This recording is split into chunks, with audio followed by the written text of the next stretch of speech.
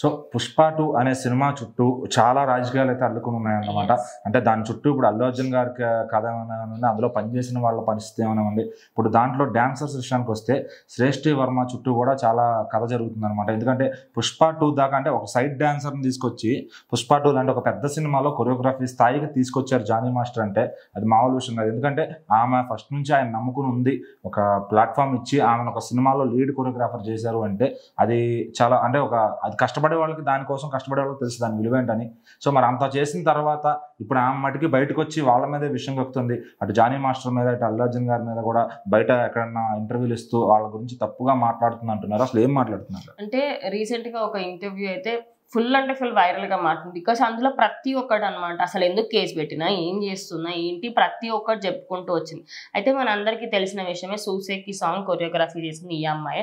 And చాలా మంది తెలిసిన తర్వాత ఏంటి ఈ అమ్మాయి కొరియోగ్రఫీ చేసింది ఆ సాంగ్ అని చెప్పేసి కొంతమంది చాలా డిసప్పాయింట్మెంట్ కూడా ఫీల్ అయ్యారు. బికాస్ ఒక చాలా ఫేమస్ కొరియోగ్రాఫర్ పైన తప్పుడుగా అలిగేషన్స్ పెట్టింది అనేది అప్పట్లో వార్త కొనసాగింది. ఇప్పటికీ ఆయన కేసులోనే ఇంకా ఉన్నారు. ప్రజెంట్ ఆమె మాత్రం అల్లు అర్జున్ కి నీకు ఏంటి సంబంధం, అల్లు అర్జున్ ఇంకా జానీ మాస్టర్ ఇద్దరు కూడా మంచి ఫ్రెండ్స్ కదా, వాళ్ళిద్దరి మధ్యలో నీకేంటి అన్నట్టుగా యాంకర్ అడిగిన ఒక క్వశ్చన్ కి మాత్రం తన ఆన్సర్ చెప్తూ అల్లు అర్జున్ కి అసలు సంబంధమే లేదు, ఆయన జస్ట్ నాకు హెల్ప్ చేయాలి అనుకున్నారు అని చెప్పింది.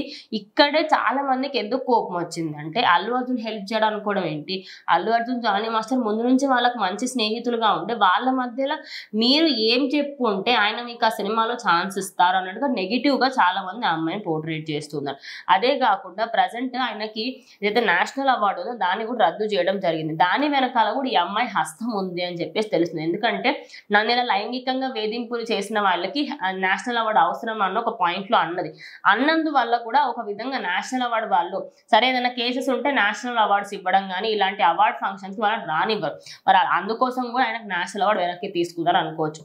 ఓవరాల్ గా చూసుకుంటే అల్లు అర్జున్ కి నాకు ఎలాంటి సంబంధం లేదు, ఆయన నా డాన్స్ చూసే నాకు ఇందులో ఆఫర్ ఇచ్చారు. అండ్ జానీ మాస్టర్ కి సంబంధించి మాట్లాడితే ఆయన మొత్తం అంతా చెప్పిందంతా అబద్ధమే, నేను ఏదైతే చెప్తున్నానో అదే నిజం అంటూ ప్రజెంట్ తాను మాత్రం ప్రతి దగ్గరికి వెళ్ళిన దగ్గరల్లా మళ్ళీ అంటే మానిపోయిన గాయం పైన మళ్ళీ కారం చల్లుతూ ఉంది అని అనుకోవచ్చు. ఇంకో మెయిన్ విషయం ఏంటంటే వాళ్ళ ఫ్యామిలీ మెంబర్స్ని మళ్ళీ తీసుకొస్తూ ఉంది. వాళ్ళ వైఫ్ని కానివ్వండి, జానీ మాస్టర్ని కానివ్వండి, ఆయన కెరియర్ గురించే కానివ్వండి, ఆయనకు సంబంధించి ప్రతి ఒక్క విషయం గురించి నన్ను చాలా లైంగికంగా వేధించారు, నేను 4 సంవత్సరాలు ఎందుకు వెయిట్ చేశానంటే నేను ఆయన మారుతారేమో అనుకున్నా అంటూ అంటే ఏదైతే తెలీదో అంటే కావాలని నా సైడ్ ఏమీ తప్పు లేదు అన్నట్టయితే చాలా చెప్తుంది.